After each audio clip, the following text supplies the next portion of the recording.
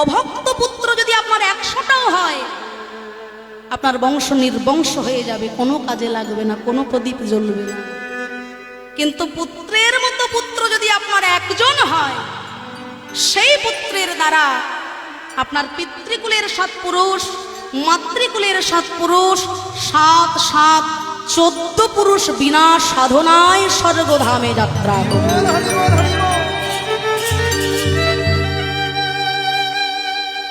শাস্ত্র বলছে, আমার মুখের কথা না।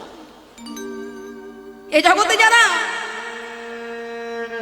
প্রকৃত সন্তান হয়, প্রকৃত হরিভক্ত, গুরু ভক্ত, কৃষ্ণ ভক্ত সন্তান হবে, মা বাবাকে বৃদ্ধাশ্রমে পাঠিয়ে, মা বাবাকে যন্ত্রণা দিয়ে, কষ্ট দিয়ে সে একা সুখ ভোগ করবে, এই বাসনা, এই চিন্তা ভাবনা তার মধ্যে কিন্তু কখনোই আসবে না। বাবা, সন্তান যদি প্রকৃত ভক্ত সন্তান হয়, সে মাকে কষ্ট দিয়ে, বাবাকে বৃদ্ধাশ্রমে পাঠিয়ে সে একা সুখ ভোগ করার বাসনা রাখবে না। পুরাকালে রাজা বিক্রমাদিত্য, তার মন্দিরে কালী মূর্তি ছিল, তিনি মা কালীকে বড় ভালোবাসতেন। ইতিহাসের পাতায় যে নাম স্বর্ণাক্ষরে, তা তিনি মায়ের সাধনা করতেন। মা কালীকে তিনি এতটাই ভালোবাসতেন যে মা কালীর সেবা করতে করতে তার গর্ভধারিণী মায়ের সেবাতেও ত্রুটি দেখা দেয়। মায়ের জন্য সোনার থালা, সোনার বাটি, সোনার গ্লাস সুন্দর করে সাজিয়ে রেখেছেন। প্রত্যেক দিন 56 ভোগ 36 ব্যঞ্জন দিয়ে মা কালীর সেবা করে। মায়ের জন্য সান বাঁধানো ঘাটও করেছেন। তার গর্ভধারিণী মাও সেই জলে স্নান করেন। কিন্তু রাজার মনে একটাই প্রশ্ন, যে আমি যে এত সুন্দর সোনার থালায় এত কিছু রন্ধন করে, এত মন্ত্রতন্ত্র দিয়ে মা কালীকে সেবা দিই, আমার সেবা কি মা গ্রহণ করে?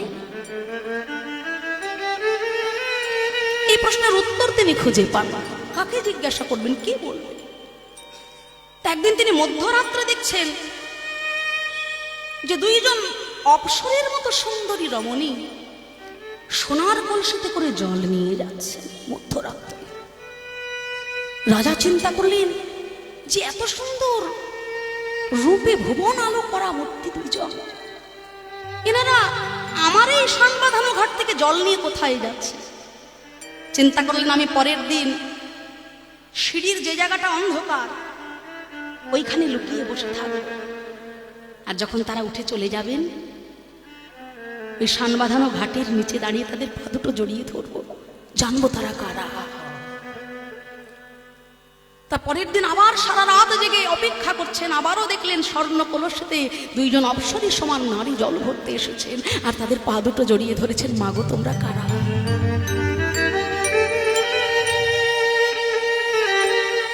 বহু অনুনয় বিনয় করার পর জিজ্ঞাসা করলেন যখন, তখন বললেন, জানো, তোমার এই জল নিয়ে আমরা কৈলাসে যাব, আমাদের জগৎ জননী মা তোমার জলে স্নান করবেন। বললেন, আচ্ছা, আমরা হলাম মায়ের দাসী, তা তোমরা যখন মায়ের এত কাছে থাকো, ওই মাকে একবার জিজ্ঞাসা করো না গো, আমি যে এত সুন্দর করে এত মন্ত্র তন্ত্র দিয়ে সোনার থালায় মায়ের সেবা দিই, মা কি আমার সেবা গ্রহণ করে? বেশ, ঠিক আছে, আগামীকাল আমরা জিজ্ঞাসা করে আসব। সারা রাত ধরে রাজা অপেক্ষা করলেন, সারা দিন ধরে অপেক্ষা করলেন।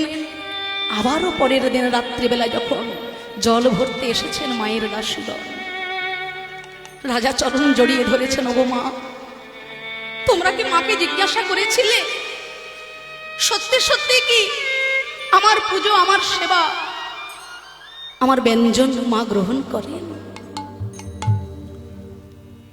তখন ওই দাসীগণ বলে উঠলেন, বাবা, মা বলেছেন তোমার সেবা, তোমার দেওয়া ওই চব্যচস্য লেহ পেয় মা গ্রহণ করেন না। এত কষ্ট করে মায়ের সেবা দিই, কিন্তু মা আমার সেবা গ্রহণ করে না। আমি যে এত মন্ত্র বলি, বলে মন্ত্রেই যদি মাকে পাওয়া যেত, তাহলে যারা সংস্কৃত পড়ান, সাধনা করেন, তারা তো সংস্কৃতের বই পড়তে পড়তেই মাকে পেয়ে যেত। শুধু মন্ত্রে মাকে পাওয়া যায় না। মা বলেছেন, মায়ের পূজা যদি জানতে হয়, তোমারই বাড়ির পিছন দিকে একজন মেথর থাকেন, নিচু কুলে জন্ম, তার বাড়ি যাও, তাকে জিজ্ঞাসা করো কেমন ভাবে মাকে সেবা দিতে হয়। রাজার মনে সংশয় হলো, ওই মেথরের ছেলেটা, ও শেখাবে আমাকে মায়ের সাধন। বেশ, দেখবো তার গৃহে কত বড় মাতৃ মন্দির আছে, সে কত বড় সোনার থালায়, রূপোর থালায় মাকে সেবা দেয়, আমি দেখব। পরের দিনে শিক্ষার্থী হয়ে রাজা যখন ধীরে ধীরে ওই মেথরের বাড়ির দিকে পা বাড়িয়েছে, ও বাবা, মন্দির তো দূরের কথা, জীর্ণ শীর্ণ একটা কুড়ে ঘর। শুধু কুড়ে ঘর নয়, বিশ্রী দুর্গন্ধে ভরে যাচ্ছে চারিদিক। রাজা যেই না ধীরে ধীরে ওই কুড়ে ঘরে প্রবেশ করেছে, ওই গরিব মেথর রাজাকে কোথায় বসতে দেবেন, দিক বিদিক জ্ঞান শূন্য হয়ে যাচ্ছেন। একটা ছেঁড়া আসন ছিল, তাই পেতে দিলেন বসতে। রাজা বসলেন, জিজ্ঞাসা করলেন, হ্যাঁ গো, তুমি নাকি তোমার মায়ের সেবা করো? কেমন সেবা করে তুমি মাকে সন্তুষ্ট করো, ওই সেবা আমাকে শেখাবে? মেথর বললেন, রাজা মশাই, আমি যেমন ভাবে মায়ের সেবা করি, আপনি এখানে বসুন, আমার মায়ের সেবার সময় হয়েই এসেছে, আমি এক্ষুনি আমার মায়ের সেবা করব। ধীরে ধীরে অন্দরমহলে ঘরের ভিতরে গিয়ে তার গর্ভধারিণী কুষ্ঠ ব্যাধিগ্রস্ত নিজের মাকে হাত ধরে একটি ছোট্ট জায়গা সে বসার জন্য সেখানে নিয়ে বসিয়েছে। একটা ছোট্ট বেদি আছে, সেখানে মাকে বসালেন। বলে, আমার মা সারা গায়ে তার পোকা কিলবিল করছে, দুরারোগ্য কুষ্ঠ ব্যাধি হয়েছে, আর মায়ের এহেন ব্যাধি দেখে আমার স্ত্রীও আমাকে ছেড়ে চলে গিয়েছে। জানি সে আমার সহধর্মিনী, তাকে রক্ষা করার দায়িত্ব আমার, কিন্তু যে মা আমাকে জন্ম দিয়েছে, আমি তো তাকে ফেলে রেখে দিয়ে যেতে পারি না তার সাথে। তাই আমার ওই গর্ভধারিণী মা কুষ্ঠ ব্যাধিগ্রস্ত, সারা গায়ে পোকার কামড়, ওই মাকে আমি সেবা করব। আপনি দেখুন রাজা মশাই, এই আমার মাতৃ আরাধনা। রাজা মশাই দেখছেন একটা রাধাকৃষ্ণের ছোট্ট মূর্তি, ছোট্ট চিত্রপট রয়েছে, জীর্ণ শীর্ণ, অর্ধেকটা ভেঙে গেছে। তা সেই মূর্তির সামনে একটু চিড়ে আর বাতাসা দিয়ে রেখেছে মেথর। সারাদিন ধরে কাজকর্ম করে, ভিক্ষা করে, যেভাবেই হোক যেটুকু পেয়েছে, আগে গোবিন্দের সেবা দিয়েছেন, আর সেই সেবার দ্রব্যটা রাধা গোবিন্দের কাছ থেকে তুলে এনে নিজের গর্ভধারিণী মায়ের সামনে ধরেছে। মা, আজকে ভিক্ষায় বেশি কিছু পাইনি মা, এই সামান্য চিড়ে আর বাতাসা আমি একটু জল দিয়ে দিচ্ছি, নরম হবে, তোমার খেতে ভালো লাগে। একটা ভিজে বস্ত্র দিয়ে মায়ের সারা গা মুছিয়ে দিয়ে ঔষধি প্রয়োগ করে মাকে সেবা করে ওই চিড়ে আর বাতাসা জলে ভিজিয়ে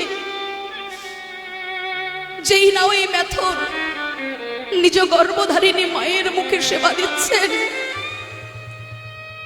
মা তো ব্যাধিগ্রস্ত, তাই মুখ থেকে একটা দুটো চিড়ে মাটিতে পড়ে যাচ্ছে।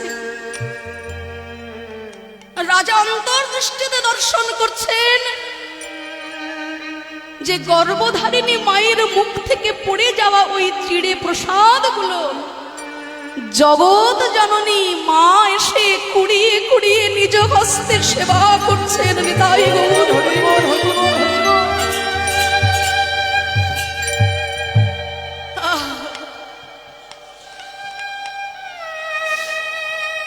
রাজা অন্তর্দৃষ্টিতে দর্শন করছেন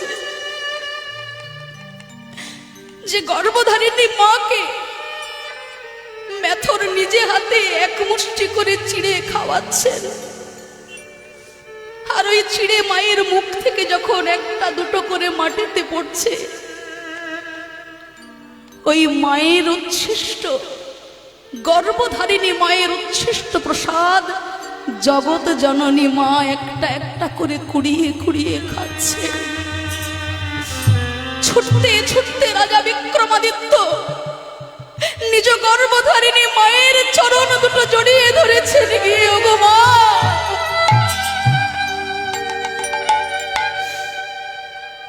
রইল আমার মূর্তি সেবা, আগে সেবা করব আমার গর্ভধারিণী মায়ের। মূর্তিরূপী মায়ের সেবা করতে গিয়ে গর্ভধারিণী মায়ের সেবার যে বড় ত্রুটি হয়ে গেল গো। ওই মূর্তির মাকে খাওয়াতে পড়াতে গিয়ে গর্ভধারিণী মায়ের সেবার এতদিন বড় ত্রুটি হয়েছে। তাই তো ওই মূর্তিমতী মা সোনার থালা দিয়েও রূপোর থালা দিয়েও 56 ভোগ 36 ব্যঞ্জনেও সন্তুষ্ট হলেন না। তাই আগে করো গর্ভধারিণী মায়ের সেবা। যারা লক্ষ লক্ষ টাকা বাজেটে মূর্তি পুজো করে, কালী পুজো করে, দুর্গা পুজো করে, যদি তাদের ঘরে গর্ভধারিণী মা কাঁদে, তার ওই মূর্তির মা কোনোদিন খুশি হতে পারে না। নিজ গর্ভধারিণী মা যদি তোমার মাথায় একবার হাত দিয়ে বলে, বাবা বেঁচে থাক, সুখে থাক, পৃথিবীর কোনো বাধা, কোনো বিপদ তোমাকে কোনো যন্ত্রণা দিতে পারবে না, তার থেকে বড় আশীর্বাদ এই জগতে আর কেউ দিতে পারবে না। তাই এ জগতে যার মা কাঁদে তার সারা জগৎ কাঁদে। আর গর্ভধারিণী মাকে যদি কেউ সন্তুষ্ট করতে পারে, মূর্তির ভগবানকে আলাদা করে সন্তুষ্ট করতে লাগে না। জননী জন্ম অভিষ্ট স্বর্গাদ বিগরিয়সী, স্বর্গের থেকেও মা বড়। ভূমে গরিয়সী মাতা মাত পরতরঙ্গ নহি। জীবন্ত ভগবান, জীবন্ত দেবদেবী পিতা মাতাকে যদি কেউ খুশি করতে পারে, কষ্ট করে তাকে বৃন্দাবনে যেতে হয় না, কষ্ট করে তাকে কাশীধাম যেতে হয় না। বৃন্দাবন তার নিজের বাড়িটাই তৈরি হয়ে যায়। নিতাই গৌর ব্রহ্মানন্দে হরি হরি। তাই এ জগতে পুত্র হলেই যে সংসারে সুখ আসবে, হে জগতে পুত্র হলেই যে বংশে প্রদীপ জ্বলবে, বংশ উদ্ধার হবে, তা নয়। অভক্ত পুত্র যদি আপনার হয়, সব অংশ ধ্বংস হয়ে যাবে বাবা। কিন্তু সন্তানের মতো সন্তান যদি একটি হয়, সে পুত্র হোক আর কন্যা হোক, তার দ্বারা 7 7 14 পুরুষ আপনার উদ্ধার হয়ে যায়।